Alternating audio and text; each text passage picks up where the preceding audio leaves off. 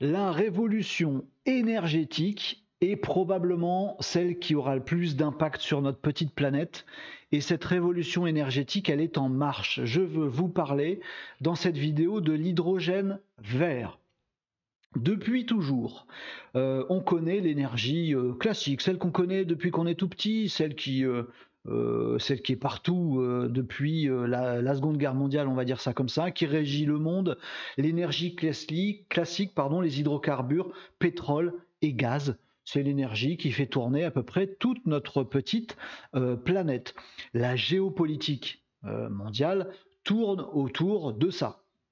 Les nations tournent autour de ça, les conflits tournent autour de ça, tout tourne autour de cette énergie qu'est le pétrole et le gaz. Voilà, tout se fait comme ça, vous le savez, vous avez vu vos cours d'histoire géo.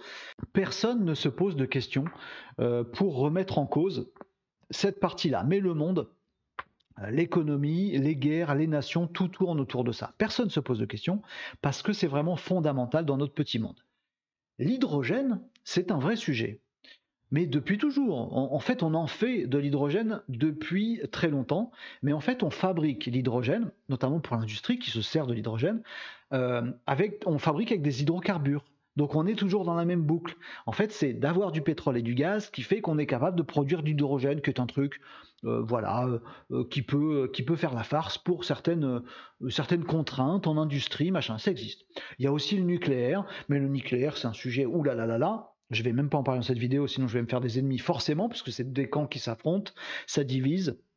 D'ailleurs, je pense que personne ne sait trop pourquoi ça divise le nucléaire, mais bon, les énergies renouvelables aussi, qui ont tous des défauts de stockage, de production, c'est pas vraiment pérenne, c'est pas vraiment aussi efficace que des bons vieux barils de pétrole. Donc tout ça on oublie et on reste sur nos hydrocarbures classiques, pétrole, gaz, ça fait tourner le monde, ça fait tout tourner. Et soudain, on se pose de vraies questions. Il se passe des trucs, notamment la crise, qui est une crise de sens aussi. On se pose des vraies questions sur comment tourne le monde, sur comment les gens consomment, sur est-ce que c'est bien de consommer à l'autre bout du monde, sur est-ce qu'on pollue pas la planète à un point de non-retour quand même. Il se passe des trucs et on redécouvre un truc de fou qu'est l'hydrogène.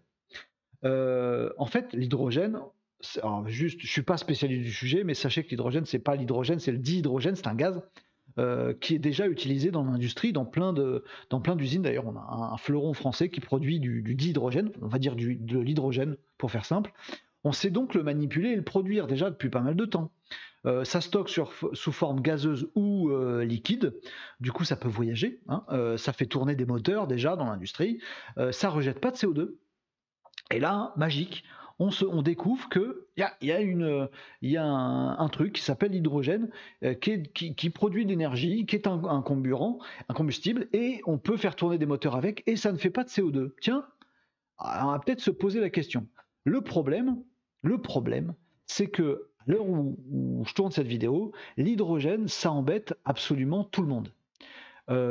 L'hydrogène, ça bouscule la géopolitique mondiale qui est basée sur qui a des ressources de gaz, qui a des ressources d'hydrocarbures et par quel pays passent les pipelines pour aller alimenter ceux qui consomment ces hydrocarbures. La planète tourne autour de ça. Si demain il y a de l'hydrogène, ça va tout foutre par terre. On va peut-être pas aller dans des changements comme ça. Donc ça embête tout le monde, les nations, la géopolitique, la diplomatie, ça embête ça. Ça embête aussi les industriels. Foutez-moi la paix, moi je fais du charbon, du pétrole, du machin, etc. Ça embête même les écolos, aussi bizarre que ça puisse paraître, parce que pour produire de l'hydrogène, en fait, l'hydrogène c'est pas écologique, puisqu'en fait pour produire l'hydrogène, il faut des hydrocarbures, donc rejeter du CO2 pour produire l'hydrogène. Donc certes, l'hydrogène c'est vertueux, mais pour en avoir, c'est pas vertueux. Donc tout le monde est contre.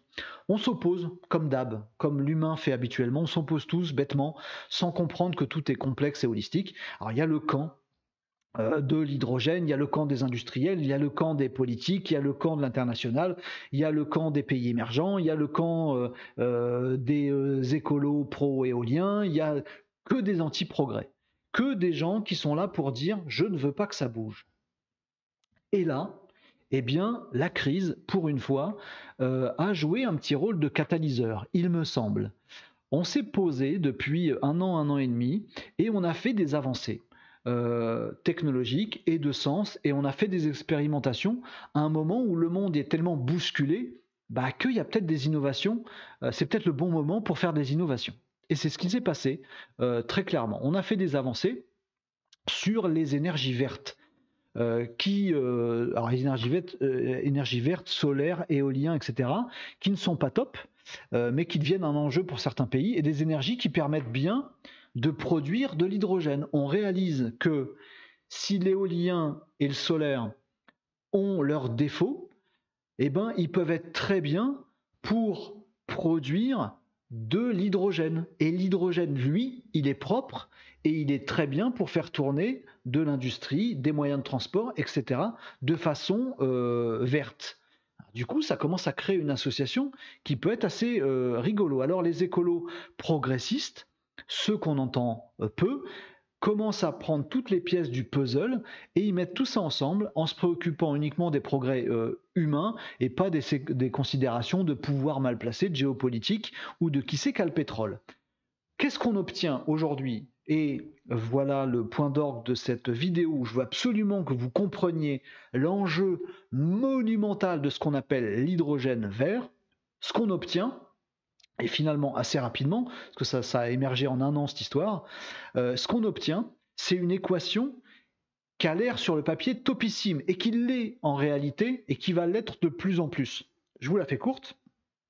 On fait de l'éolien et du solaire. Certes, ça coûte encore cher de mettre des éoliennes partout, mais bon, on fait de l'éolien et du solaire qui, pour le coup, ne produisent pas à l'usage, à la construction ça produit encore, à l'usage c'est vertueux, c'est vert. Ça ne produit pas de CO2. Cet éolien, ce solaire, certes, il est chiant à stocker, il est très embêtant à aller envoyer ailleurs. L'énergie, ça voyage très mal. Donc l'éolien et le solaire, en plus, dans beaucoup de pays, c'est très aléatoire. Donc ça ne va pas. Mais avec l'éolien et le solaire, on ne s'en sert pas comme énergie directe, on s'en sert pour produire de l'hydrogène vert. Sans dégager de CO2, on fait de l'hydrogène par électrolyse, pas avec des hydrocarbures, avec de l'électricité éolien et solaire, on fait l'électrolyse qui permet de créer de l'hydrogène. Et l'hydrogène, il est donc produit à ce moment-là sans pollution. C'est ça qu'on appelle l'hydrogène vert. Pas l'hydrogène qu'on avait jusqu'alors. L'hydrogène de demain, il sera vert, parce que créé par des énergies vertes électriques. Donc on fait de l'hydrogène sans pollution. Donc, et au moment où il y a du vent et du soleil, on produit à ce moment-là de l'hydrogène. Quand il n'y en a plus, on n'en produit pas, c'est pas grave. Et on ne va pas chercher du pétrole. Et la magie de l'hydrogène, c'est qu'on peut en faire partout du coup. Puisqu'on a sur la planète, on peut en faire absolument partout. Donc on n'a pas forcément besoin de le faire voyager, l'hydrogène, à travers la planète. Donc là aussi, en termes de transport, c'est assez vert, ça consomme très peu de CO2. Et on le stocke autant de temps qu'on veut. L'hydrogène, il se stocke sous forme de gaz, il se stocke aussi sous forme de liquide, qui peut voyager aussi comme ça par des pipelines, etc., qui ne consomment pas qui ne rejettent pas de CO2, et c'est de l'énergie qui est stockable et qui est réversible. Hein, si on a envie, l'hydrogène qu'on n'utilise pas, on peut le reconvertir en eau et redégager de l'énergie.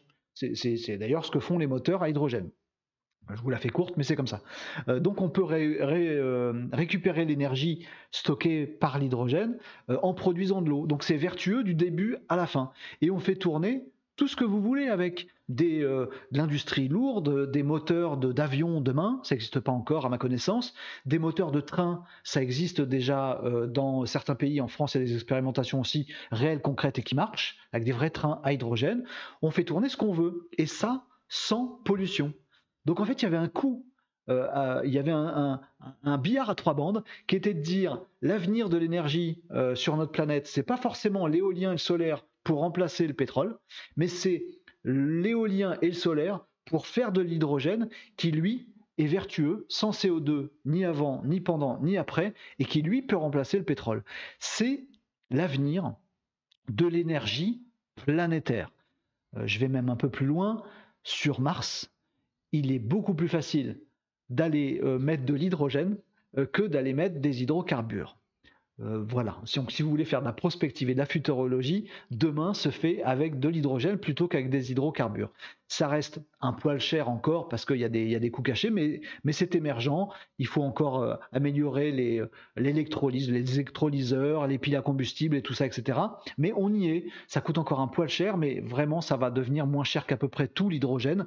Et voilà. Le petit souci ensuite, le petit souci, parce qu'il en faut un, c'est que le monde va radicalement changer en bien déjà, c'est qu'on va sauver notre planète, on va arrêter de mettre du CO2 partout, et cette force de progrès qui est intellectuelle, qui est scientifique, qui est technologique, qui est tous ensemble dans une vision holistique et globale sur la planète, va permettre de sauver notre planète, ou en tout cas d'arrêter de la tuer.